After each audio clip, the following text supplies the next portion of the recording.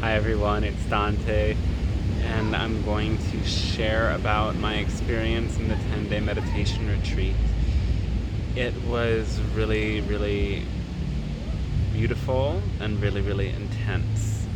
And I shared my pre-video about what I was expecting while intending to not have expectations, and so coming full circle with that.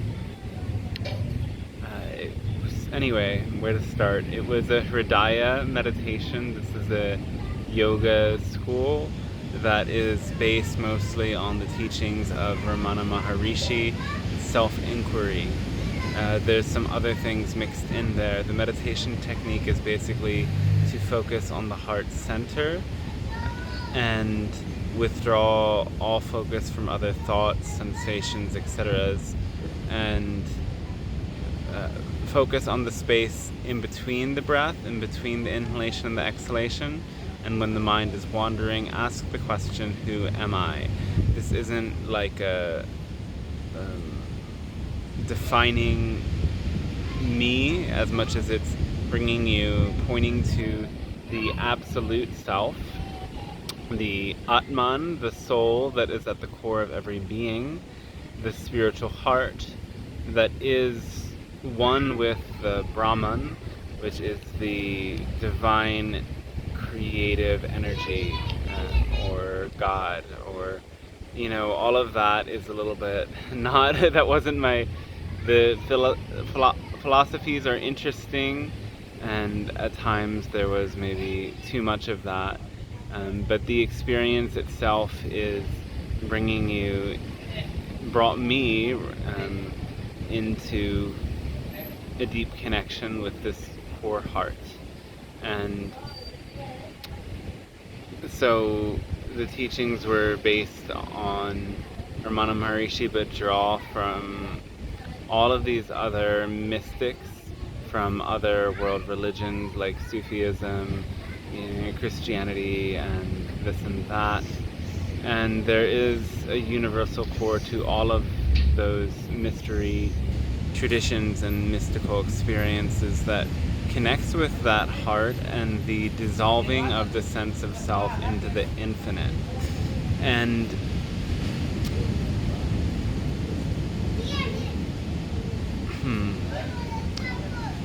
where to continue?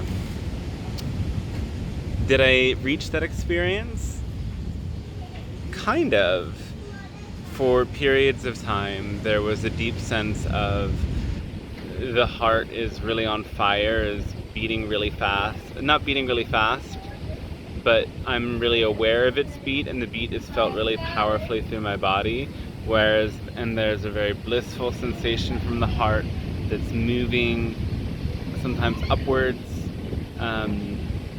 but more of the time there was a feeling of tension in the heart, and then it's like dissolving that just through witnessing and observing and coming back into the non-resisting that intense sensation and the judgments or whatever energy is accompanying it, and also tapping into this sense of longing for the beloved, for that spirit in the heart to wake up and to engulf one. And really, I've had a lot of these sorts of heart-opening mystical experiences through shamanism, through plant medicine, through yoga in the past. But just doing it through purely meditative practice isn't something I've done in a while. When my path began 13 years ago, I was really into doing hour-long meditations, but I kind of drifted away from it. And so to bring that feeling back was really powerful and brilliant. And life took on a dream-like quality at a point. But the beginning absolutely was not easy. I was coming off of I drink cacao and I drink tea sorry, there's a child here. And so it wasn't totally forbidden, but it was encouraged to not have any form of caffeine during the retreat. And I wanted to go fully into that. I've had some periods of life totally caffeine free, and it's a struggle for maybe like a week weaning off of it, but then there is definitely a feeling of less agitation after some time, less anxiety, less reactivity, more clarity, but then also like can be not as bright and funny and happy and cheerful. But so it was actually more difficult to totally come off of the tea and cacao kick than I had thought going into it. So I still had, and I was also up really late, not that late, but like 12, a little too late the night before the retreat began, because I was just preoccupied with everything I had to do before going into retreat. So the first 2 days I had a cup of tea, and then I was without it. And the first several days I was finding myself really agitated, not necessarily as much in meditation, but by different things, like some of the lectures that the teacher, who was the founding teacher of this school, was giving. I found to be really, for one, repetitive, and then there were some philosophical things, and it also would just go on for too long. And also there was some quality to this guy that I judged as fake, but I know the teachings are mostly authentic. I was just triggered, and eventually I got to a point where I wasn't as triggered by him, but it did take quite a while. The other issue was that I had like this rash. I was getting really super athletic before the retreat. I was getting into this mode of like, I'm going to change everything, get into the best habits, wake up really early, sometimes 5 in the morning, sometimes even before that, and do breath work, yoga, run and swim all in the same day, meditation, and sometimes twice a day. So I was super active, but it led to like this jock itch experience, and I never had that before, so it was really bothering me, and it was just interrupting the meditation quite a lot. And luckily I found the right things to treat it. Some things I had sitting around, something I went out and bought on the first day even though I wasn't supposed to. But it was just so intense how that could interrupt the meditation so much. And but there were also moments where I experienced that it didn't have to do that. And I thought that I was going to keep up that same level of athletic rigor, especially because the yoga classes are very slow and meditative, but nonetheless sometimes still intense, because sometimes the poses are held for so incredibly long, longer than I do. But they're also encouraged not to go fully deep into the pose and have no experience of tension. But for a while I was doing it the way that I would normally do it and go as deep into the expression of the pose as I could, until I got to a point where I was like, wow, I actually can't go that deep and hold it for this long at the same time, so I'm just going to do it their way. And that definitely helped. But yeah, I mean, maybe for day 3 and 2 and 3 or 3 and 4, I don't know. A couple of the first days I still did running and I did my own yoga practice during the break, and after that I was just so tired and I don't know why. I was getting probably a solid like 8 hours of sleep, 7 hours with not many interruptions, but I was really tired, especially during the 1-2 hour break that we had between lunch and the next meditation. I couldn't do it. I couldn't run. I sat on the beach. I splashed around in the water. I didn't even swim. And I needed that kind of counterbalance. It was gradually that I got deeper and deeper into these more relaxed states. But I was still easy to trigger. I had this kind of intense shoulder pain. I have some chronic things with the shoulder. There's both shoulders. It's can be related to overdoing yoga. It can be related to carrying heavy backpacks for too many years. It can be related to computer and phone work. And these are all stories, right? And I'm like, oh, thinking a lot of the time I have to stretch it out, massage it out. And during the meditation retreat, I came to think, well, maybe I need to relax it out, because there's some moments where I'm focused in just the right way in meditation and I bring my awareness more completely into the heart. And this shoulder pain that was bugging me kind of melts a little bit, not entirely, but it melts a bit. And actually, yeah, sometimes I didn't even notice it at all. And I could feel a little bit that this isn't just some injury to the body, it's a level of stress that's there in the background. Pressure being put on myself to do more than I maybe can. And easing out of that slowly helped a lot. We did 4 to 5 hours of meditation a day. I think it came to be like 5 or more, 5.5. There's a 2-hour meditation in the morning. There's a 2.5 one in the afternoon. It's about a half hour after yoga and half hour right after the last lecture. Sometimes shorter.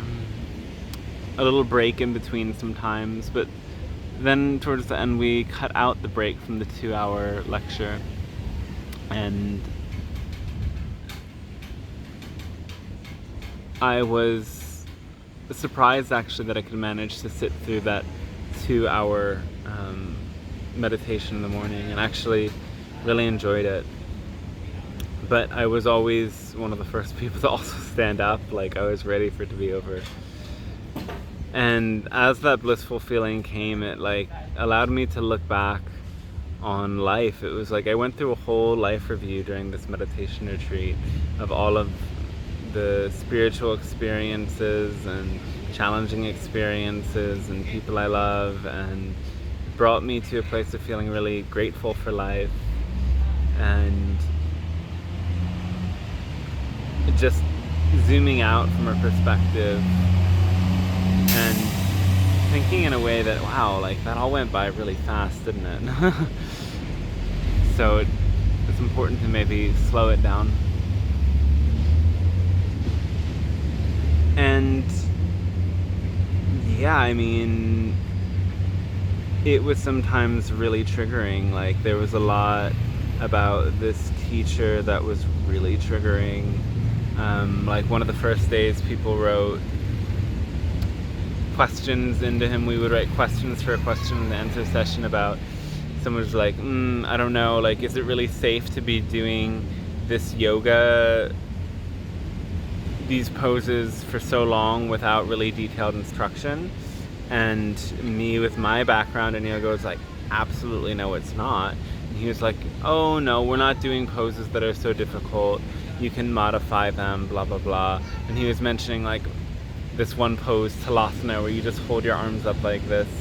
That never done that pose in other yoga classes because it's kind of very basic. And he talked about this pose, oh, you can't injure yourself in this pose. But in the first classes we did shoulder stand and plow pose, like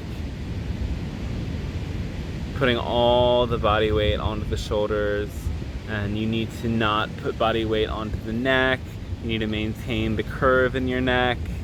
It helps to press the back of your head into the mat a little bit. Like when we first learned these poses in yoga training and even in yoga classes, like there was so many details to it, and the teacher watched every person, gave little adjustments. And I remember in the first years of yoga, like how much my back would hurt after doing these poses. And because we never really got super warmed up during these classes, I felt weird and not right after doing the shoulder stand and the plow pose day 1 and day 2. Then I stopped doing it, just did my own thing. But I was just, I have 13 years of yoga experience, and this feels uncomfortable, and they're not giving proper counter poses. So all of these newbies to yoga must be feeling something pretty strange right now. But obviously I can't talk to anyone, so what can one do? So that was a little difficult, but then I just kind of did my own thing. And when we switched to the other yoga teacher, a younger woman teacher, I was much happier with it until some of the very last days, when she taught one class that was just doing the sun salutation again and again. Not into it. A little boring. And so the other lectures sometimes were triggering as well. Like this guy spoke from a place of having so much ego, saying things like shamanism is just about ego, saying things like working with plant medicines cannot be a spiritual path. It can be maybe something like an experience to have sometimes, while also simultaneously saying, yeah, he met few people who went very far into the jungle and made it into their spiritual path in like a retreat-like way, but generally like not really open to things that he didn't know about, yet still speaking with authority and saying like, oh, that can't be a spiritual path or something of this nature. And this bothered me. He repeated himself again and again. Sometimes it was just so indirect, and I don't know, like why I felt like there was something fake to the way he was speaking, but I kind of got used to it. Just like this very performative way of doing things, where like guiding into the meditation, just saying these words like stillness, relaxation. I don't know, I can't really imitate it. I don't know why it bothered me. It's just some people, especially teachers, something doesn't sit right. I really think it was this like egoic level of self-importance. And then we would do question and answer sessions, and we would have to write in the questions, and he really answered none of my questions.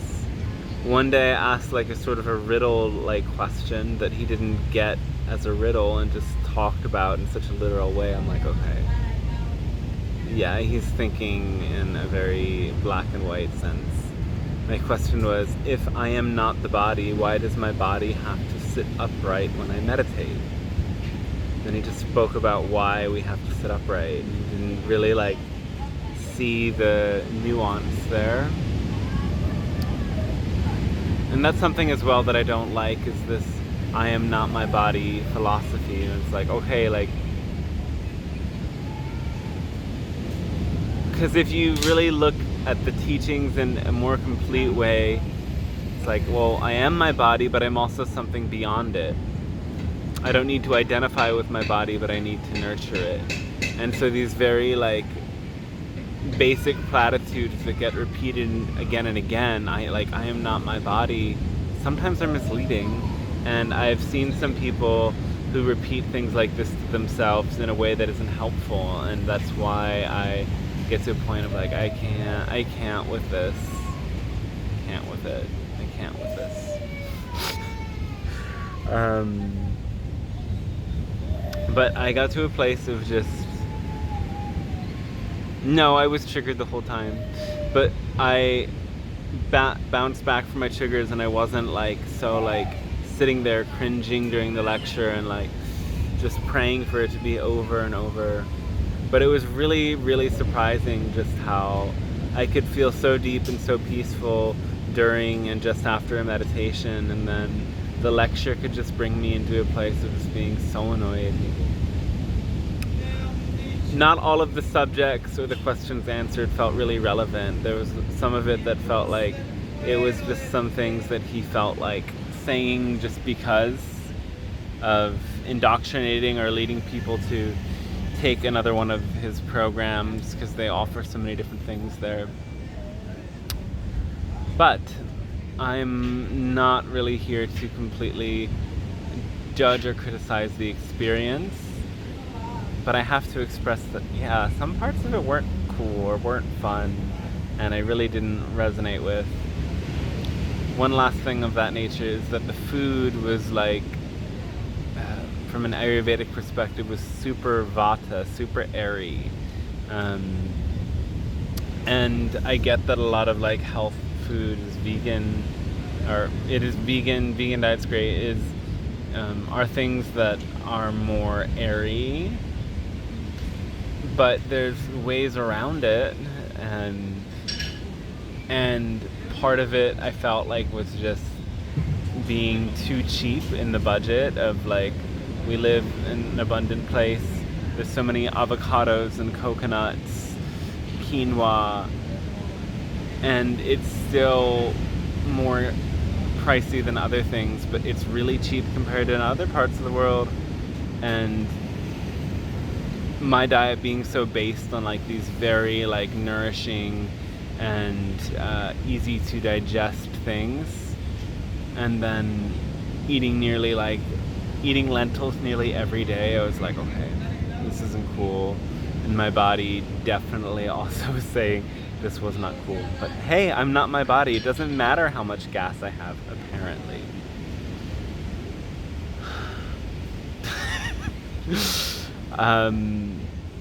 So, yep. And I didn't meet my expectation of managing to do all of my personal practices and running on the beach on top of the program. But my expectation that it would be harder, than it would get easy and sweet, and then it would get hard again, was true. But I thought it wasn't going to be true until the very end. The very end, I had the most difficult meditation, because I realized that after that meditation, I was coming back to life, and I was coming out of this period of time where I was just really surrendered and part of this big group and in silence and not dealing with the world and not dealing with technology. And I had this deep, deep feeling of foreboding and dread and agony almost about returning to the world.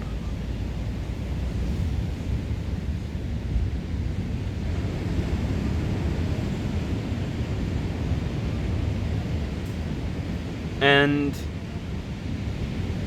Then we opened into a sharing circle and talking about the experience for me was a little helpful, and I felt, okay, this isn't going to be so hard. Yesterday I took it really slow and easy. I did meditation and yoga in the morning before daring to open the phone and look through everything. Then I looked through everything and it was a little bit like, okay, well, there's no really bad news. Vipassana is still alive. Nothing, no terrible messages.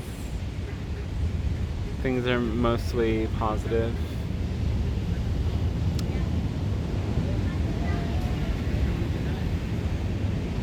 And then it was okay. But I still didn't want to rush back into it. And this is the second day after the retreat. The video is being posted on the third day after the retreat. I'm only making myself visible online on the third day after the retreat because I needed some time to come back to it.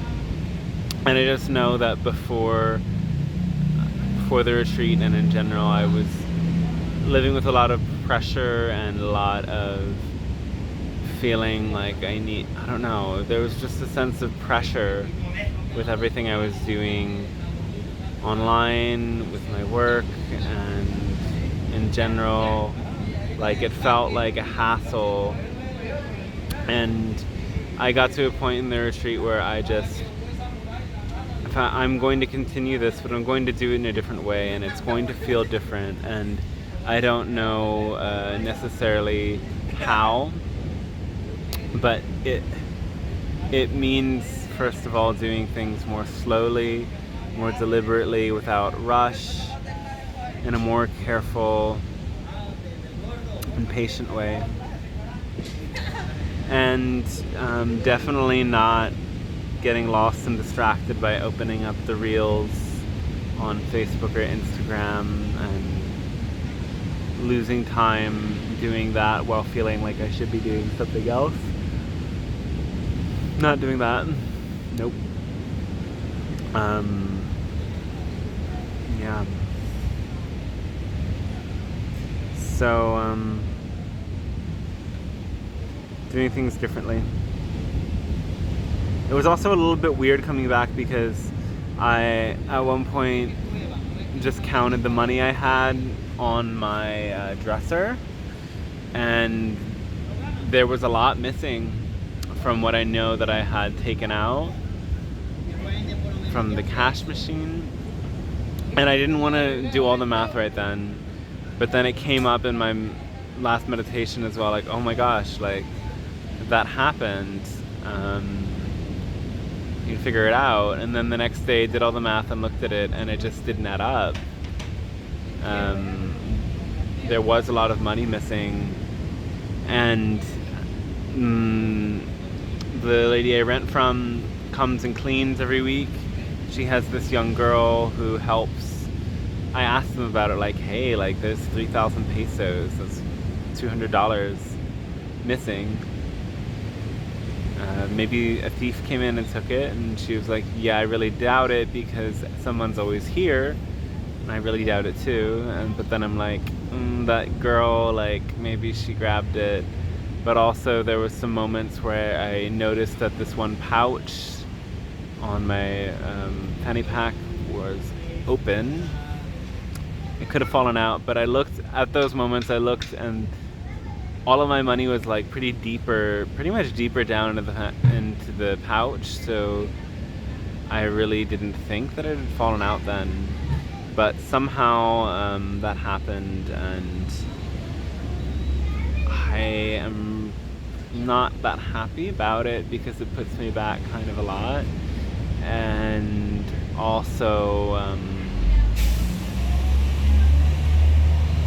I look at it as perhaps this was me moving too fast and not being careful in one way, whether I didn't hide it well enough in the room or I didn't hide it well enough in my wallet.